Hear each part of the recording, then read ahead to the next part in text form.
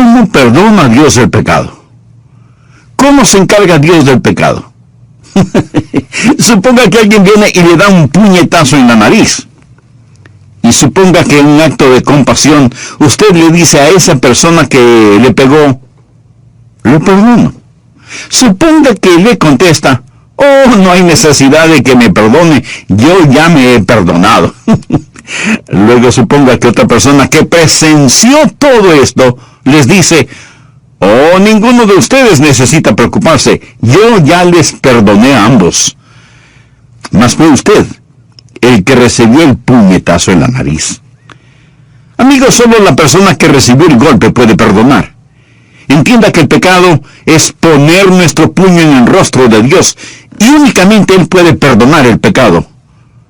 Abandone todas esas fábulas psicológicas que dicen que necesitamos perdonarnos a nosotros mismos y afirmarnos los unos a los otros. Existe un Dios santo. Dios es un Dios santo, y el pecado es un ultraje, un reproche, una rebelión contra un Dios santo que no dejará al pecado sin castigo. El texto de hoy indica 3 verdades maravillosas sobre cómo Dios perdona el pecado y sobre cómo se hace Dios cargo del pecado. La primera es el sufrimiento vicario de la cruz. ¿Lo anotó? El sufrimiento vicario de la cruz. La palabra vicario significa en lugar de, suplente, sustituto. Miremoslo. Primera de Pedro 3:18. Porque también Cristo padeció una sola vez por los pecados, el justo por los injustos, para llevarnos a Dios, es decir, Jesús, el Hijo de Dios, quien es justo, quien nunca pecó, nacido de la Virgen, sin mancha, sin pecado, el justo murió por los injustos. Cuando dice los injustos, está hablando de usted y de mí. Nosotros somos los pecadores. Él llegó a ser nuestro sustituto. A través de toda la Biblia, Dios ha enseñado la sustitución. ¿Qué es la Pascua? Bien, en el Antiguo Testamento, Dios dio una profecía e ilustración de la cruz del Señor Jesucristo. Por ello, instituyó el ritual del Cordero de la Pascua en Éxodo 12. Había juicio sobre la tierra a causa del pecado. Pero Dios le dijo a su pueblo que tomara un cordero sin mancha, sin imperfección, y que lo sacrificara. La sangre del cordero debía ser untada en el dintel y los 2 postes de la puerta de sus casas. La sangre del cordero debía ir no adentro, sino afuera, expuesta públicamente, sin vergüenza. ¿Lo ha pensado? Debía ir afuera en el dintel y los 2 postes. Imagínese a una persona con la sangre en un recipiente, untando la parte superior de la puerta y los 2 postes a los lados de la puerta. ¿Qué ha hecho? Ha hecho la señal de la cruz. Desde hace tanto tiempo atrás, Dios ya estaba ilustrando y profetizando que es por la sangre que se perdona. Dios dijo a esos israelitas hace muchos años, cuando vea la sangre, pasará Jehová a aquella puerta. La palabra Pascua proviene de pasará. Dios pasará sobre usted cuando la sangre es aplicada. Pero si pone la sangre bajo sus pies y pasa sobre ella, Dios no pasará sobre usted. Pero cuando usted se pone bajo la sangre, el ángel de la muerte, el juicio de Dios omnipotente, pasará sobre usted. Este Cordero de la Pascua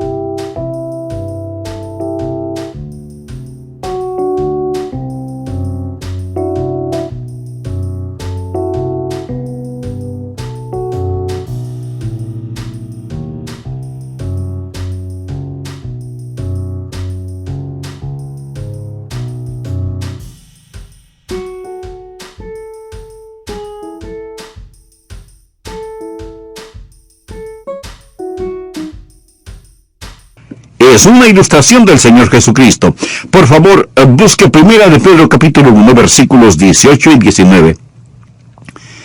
Sabiendo que fuisteis rescatados de vuestra vana manera de vivir, la cual recibisteis de vuestros padres. Ahora escuche esto.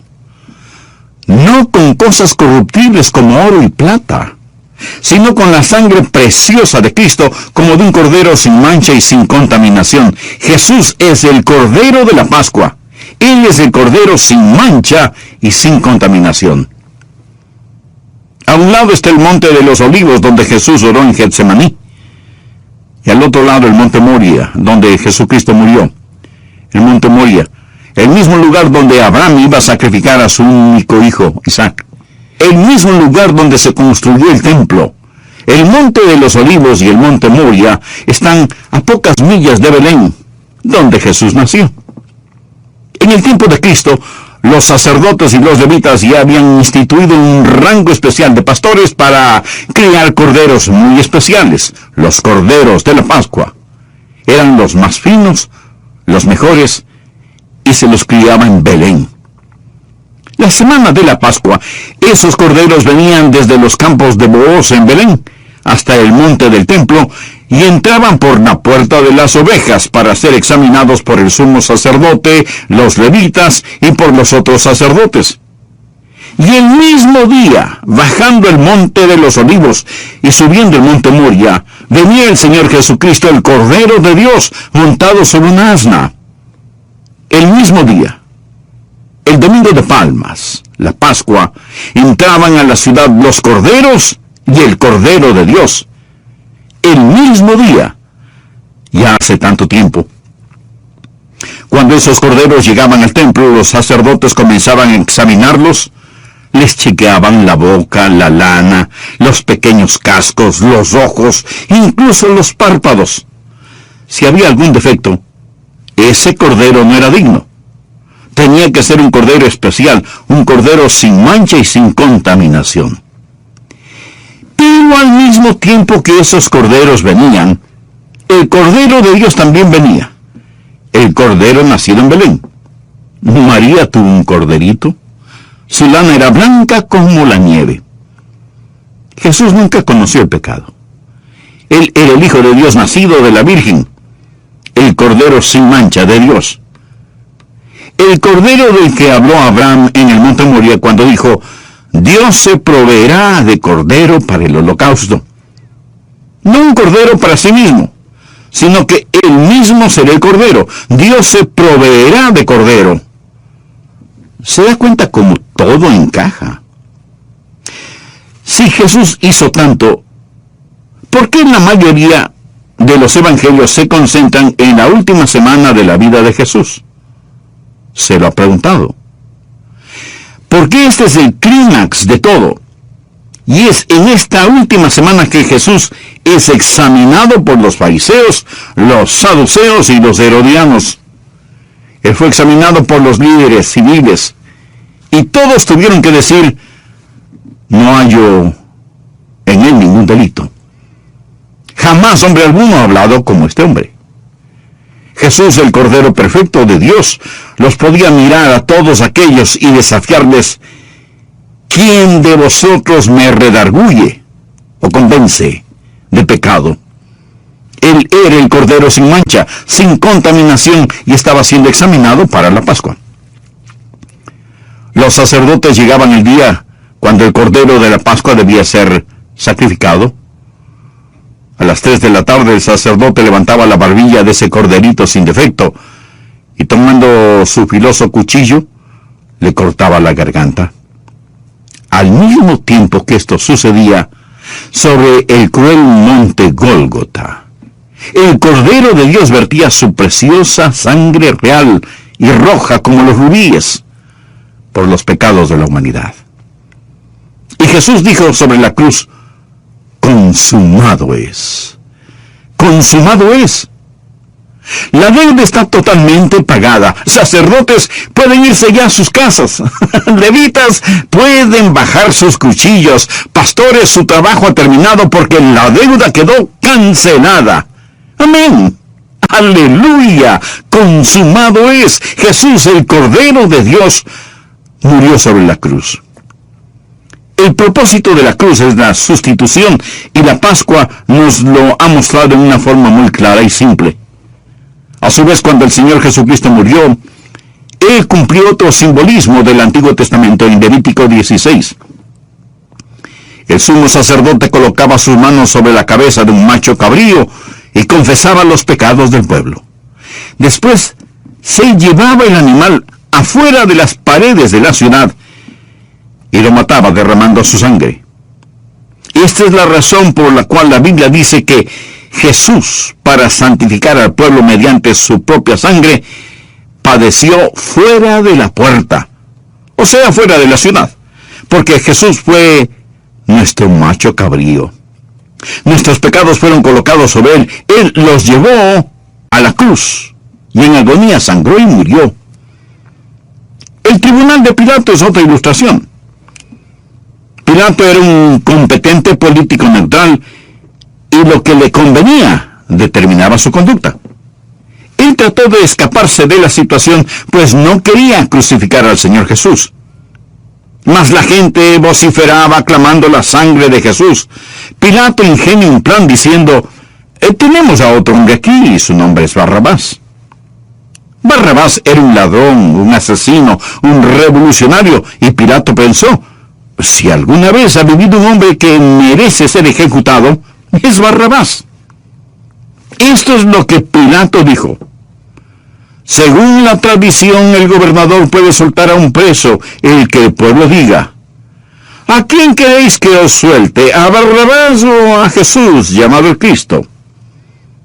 Escojan a quién perdonar. ¿A Barrabás o a Jesús? ¿A cuál de los dos queréis que os suelte? ¿Sabe usted lo que contestaron? ¡A Barrabás!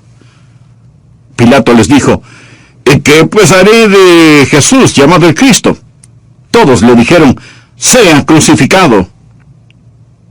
Esta fue la misma multitud inconstante que clamó cuando Jesús entró a Jerusalén el domingo de Palmas, ¡Hosana al Hijo de David! Ahora demandan, sea crucificado.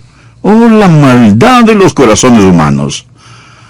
Ahora decían, crucifícalo. Y se llevaron a Jesús, el Cordero de la Pascua de Dios, el macho cabrío de Dios, el justo por los injustos, para que muriera sobre una cruel cruz romana. Mas quiero que se imagine otra escena. Imagínese a un soldado romano con una antorcha, caminando en un estrecho pasillo en una prisión romana. Llega hasta una puerta con barras de hierro, alumbra, y adentro, entre las sombras, sobre una colchoneta de paja, hay un hombre temblando como un pájaro atrapado en una jaula, en una trampa. El rostro de este hombre es el espejo de la maldad, y aún así el terror está escrito sobre su cara. El guarda abre la puerta con su llave y dice, Barrabás, levántate y ven conmigo. Barrabás comienza a rogarle, no, espere, no me lleve, por favor, tenga misericordia. El soldado romano le responde, Barrabás, deja de llorar. Nunca he visto a un hombre con la suerte que tú tienes. Barrabás, tú eres un delincuente, pero tú no vas a morir. Hay otro quien morirá en tu lugar. Ven aquí, Barrabás. Mira hacia el monte. ¿Ves la cruz en medio? Barrabás, esa cruz fue hecha para ti, pero hay otra persona sobre esa cruz. Él ha tomado tu lugar.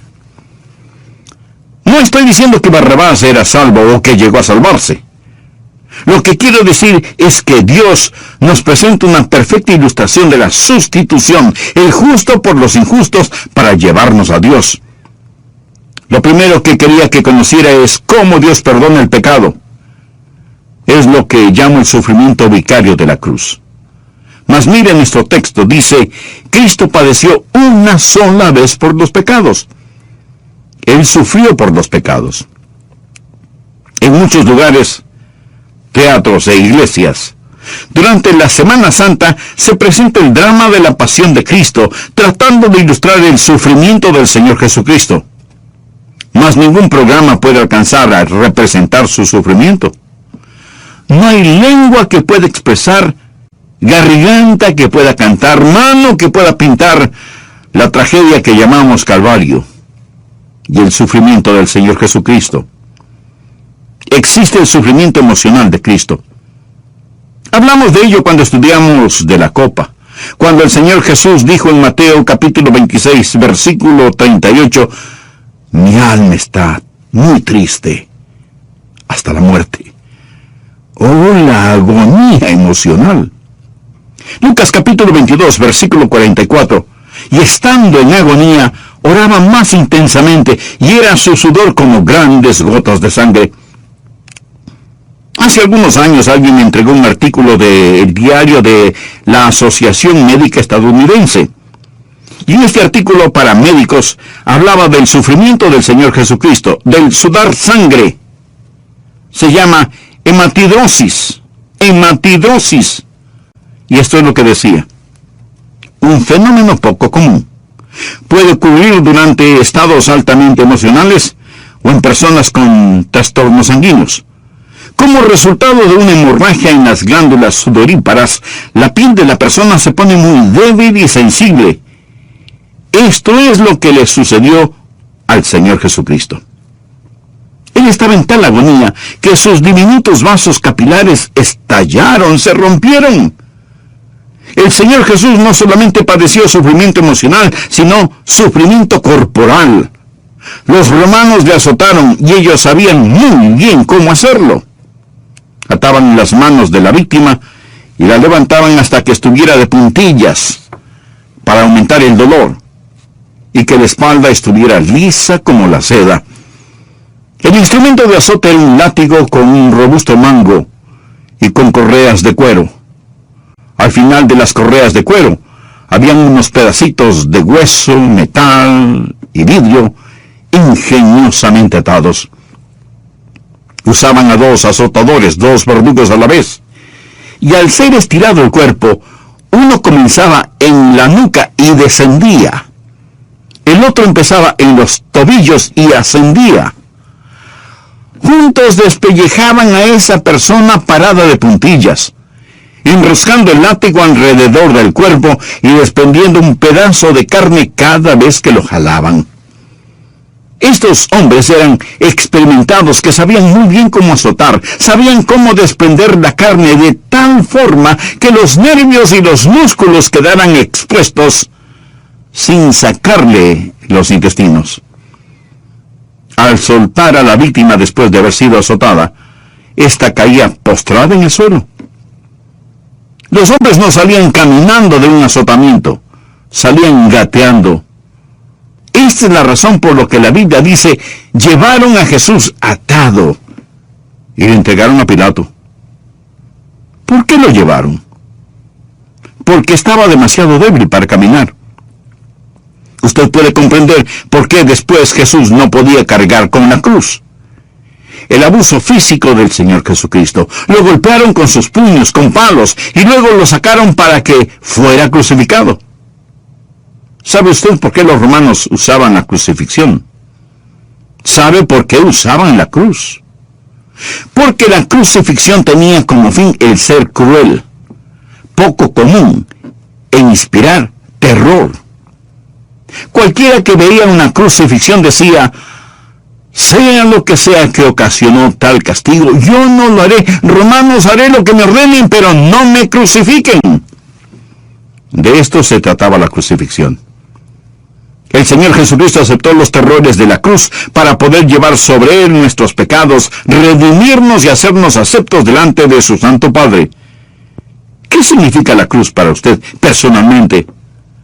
Si solo es un símbolo religioso o un adorno complementario de la moda, usted, mi amigo, está perdido espiritualmente. Necesita ser salvo. Voy a hacer un breve resumen del programa anterior para proseguir con el material de hoy. Busquen su Biblia, 1 de Pedro 3:18. Porque también Cristo padeció una sola vez por los pecados, el justo por los injustos, para llevarnos a Dios. Este es un versículo maravilloso. En él hay suficiente dinamita del Evangelio como para dinamitar el pecado, el odio, el dolor y la enfermedad de la vida de cualquier persona. Pero la dinamita debe ser encendida por la chispa de la fe. y entendiendo que solo Dios es el único que puede perdonar nuestros pecados, entendiendo que el pecado es poner nuestro puño en el rostro de Dios en actitud de franca rebeldía. Dios es un Dios santo. Y el pecado es un ultraje, un insulto, un desafío contra un Dios santo que no dejará ningún pecado sin castigo. En el versículo de hoy hay 3 verdades extraordinarias de cómo Dios perdona el pecado. La primera es el sufrimiento vicario de la cruz. El sufrimiento vicario de la cruz. La palabra vicario significa en lugar de otro, suplente, sustituto. Porque también Cristo padeció una sola vez por el pecado, el justo por los injustos, para llevarnos a Dios. Es decir, Jesús, el Hijo de Dios, el justo, murió por los injustos. Cuando dice injustos, está hablando de usted y de mí. Nosotros somos pecadores. Jesús fue nuestro sustituto. Dice la Biblia, Cristo padeció una sola vez por los pecados. O sea, Cristo sufrió por nuestros pecados al morir en esa cruel cruz romana. ¿Sabe por qué los romanos usaban la crucifixión? Porque la crucifixión tenía como fin el ser cruel, poco común e inspirar terror. Cualquiera que veía una crucifixión decía, sea lo que ocasionó tal castigo, yo no lo haré. Romanos, haré lo que me ordenen, pero no me crucifiquen. La palabra latina excruciatus significa un dolor atroz y literalmente significa originario de la cruz, de la crucifixión. Un tipo de dolor atroz que proviene de la cruz. Clavaban las manos de la víctima a la cruz, no en la palma de la mano, pues esto desgarraría el metacarpo, sino en la muñeca, para que no se cayera de la cruz. Trataban de golpear el nervio del medio para transmitir el dolor hasta el torso. Penetraban esos clavos a través de esos nervios. Lo crucificaban con sus manos aún.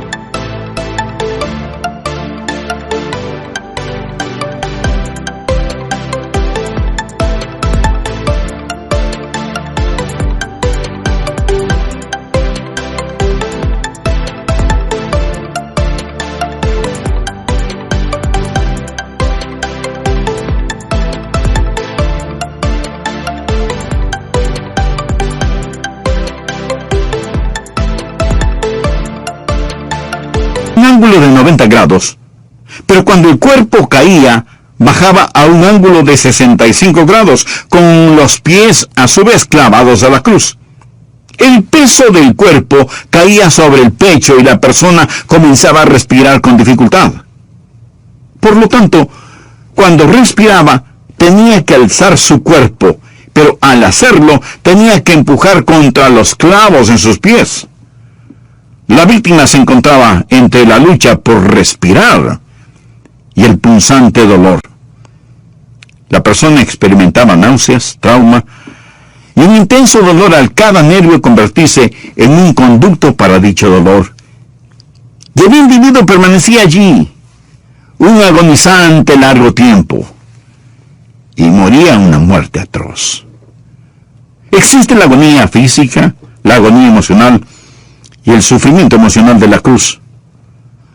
No solo Jesucristo bebió la copa, la contaminación del pecado, sino también llevó la corona, el castigo del pecado. Por ello la copa y la corona nos hablan de la cruz, de Jesús bebiendo la contaminación y recibiendo el castigo. No es que él haya pecado. Recuerde, el justo por los injustos. Él pagó el precio. ¿Y cuál era el precio? El estar separado del Dios omnipotente. No solo Dios el Padre se separó de él, sino que en ese momento Jesús también se volvió en el objeto detestado por el Padre y Dios. El Padre tuvo que mirarlo como mira a un pecador y encargarse de él como lo haría con cualquier pecador. ¿Comprende ahora el texto de Pedro? También Cristo padeció una sola vez por los pecados, el justo por los injustos. Este es el sufrimiento vicario de la cruz. El sufrimiento vicario de la cruz. Amigo, mi corazón se conmovió tanto al estudiar para este sermón. Aquí está la segunda verdad que deseo que observe. La satisfacción vital de la cruz. Miremos el texto. Hay una palabra que no quiero que pase por alto. Porque también Cristo padeció una. ¿Cuál es la palabra? Una. Cristo padeció una sola vez por los pecados. Amigo, esto no significa había una vez. Esto significa una vez y para siempre. Significa una vez y para siempre. Cuando Jesús dijo, consumado es, dijo que la deuda quedó cancelada en su totalidad. En Roma, cuando encerraban a un hombre en prisión, cuando se le encontraba culpable de un crimen, escribían un certificado de deuda y se lo colgaban sobre la puerta de su celda. Era su deuda al Estado y a la sociedad. Era lo que su pecado, su crimen había provocado. Y después de servir su tiempo, pagar la pena y satisfacer las demandas de la ley, entonces escribían sobre ese certificado de deuda, cancelado, pagado en su totalidad, y se lo entregaban al prisionero. ¿Sabe usted cuál era la palabra que escribían sobre eso? Tetelestai. ¿Sabe lo que significa? Consumado es.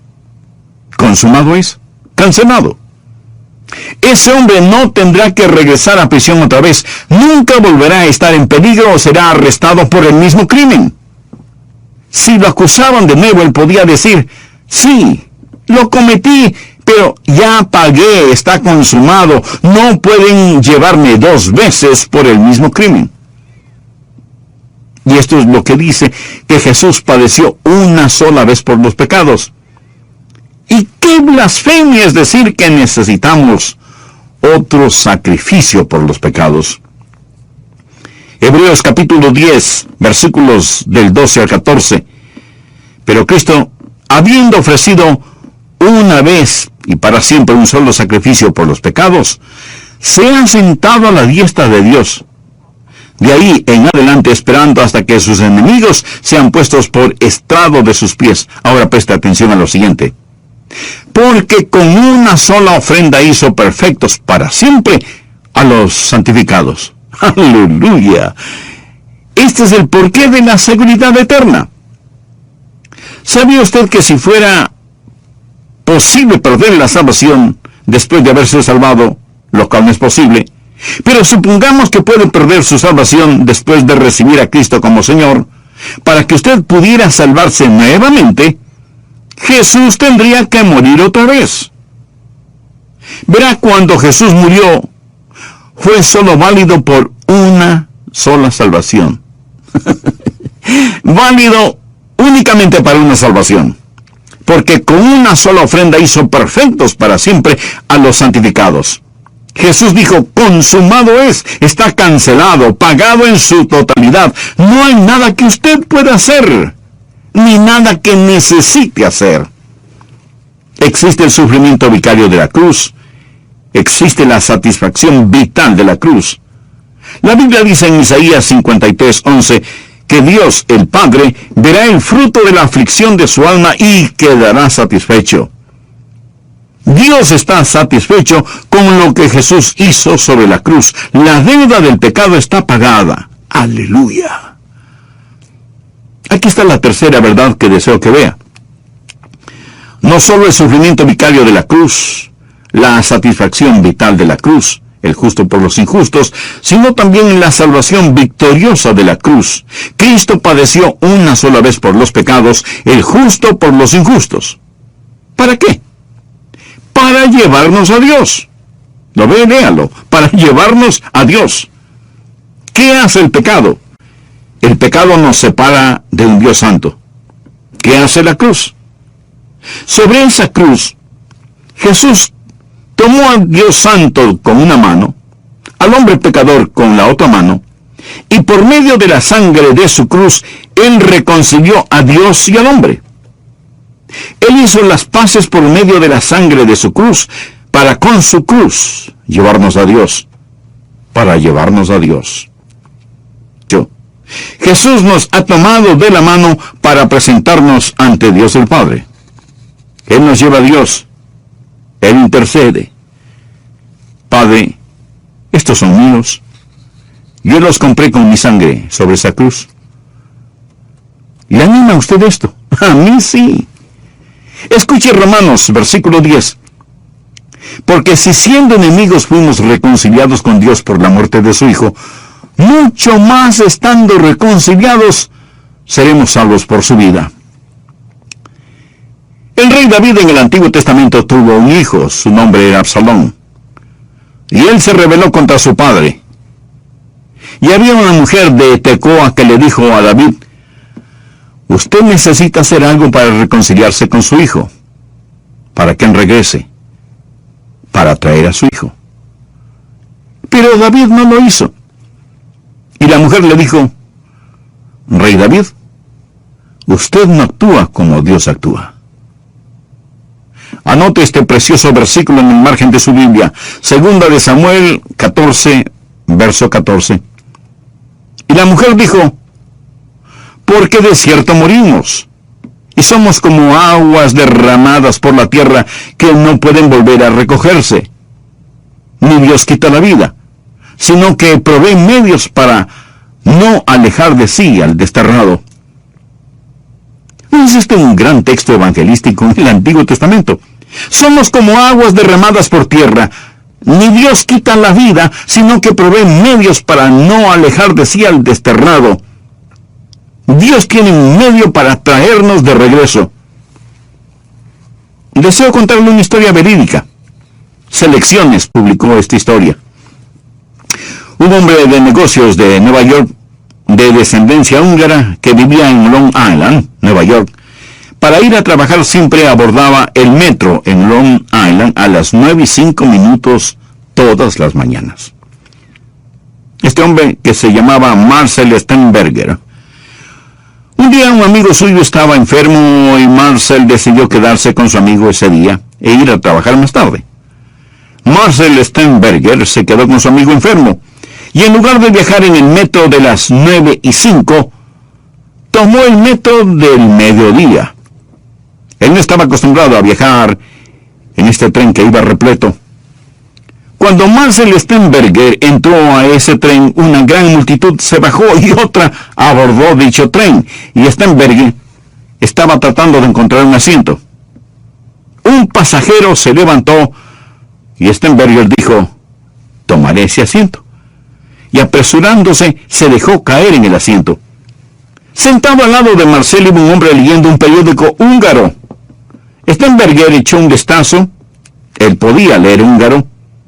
El hombre leía los anuncios clasificados y Marcel le dijo en forma amistosa, ¿busca usted un trabajo? Y el hombre le contestó, no, busco el nombre de mi esposa. Marcel le dijo, a ver, cuénteme al respecto. Durante la guerra vivíamos en Debrecen y estaba felizmente casado. Pero los nazis estaban allí y comenzaron a oprimirnos. Un día me sacaron y me enviaron lejos de mi hogar, a Ucrania, para enterrar los soldados alemanes muertos. Tenía que hacerlo. Sentí mucho temor de dejar a mi esposa y que los nazis la pusieran en un campo de concentración. Bien, me enviaron y cuando regresé a mi hogar después de la guerra, no pude encontrar a mi esposa. Pregunté alrededor y me dijeron que los nazis se habían llevado a un número de gente a Auschwitz. Quizá mi esposa estaba entre esos. Comencé a leer y estudiar para averiguar qué sucedía con la gente que enviaron a Auschwitz. Muchos acabaron en los crematorios donde los incineraron durante el Holocausto. Pero también leí que cuando los aliados vinieron, entraron al campamento de prisioneros y liberaron a algunos. Pienso que quizás mi esposa no haya sido asesinada. Tal vez fue liberada. Entonces me dije, quizás los aliados llevaron a esta gente a América. Y si así sucedió, ¿cuál sería el punto de entrada? Sería Nueva York. Y si mi esposa estuviera en Nueva York, ella no sabría dónde estoy.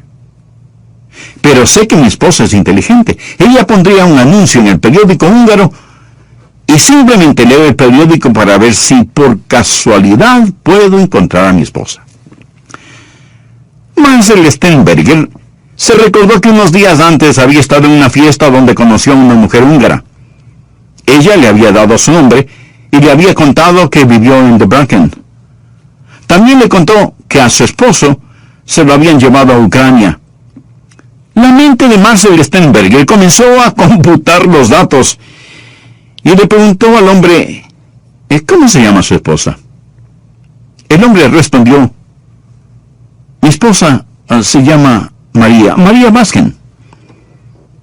Sternberger, sin decir una palabra, sacó su billetera, sacó un pedazo de papel que él había doblado y lo miró.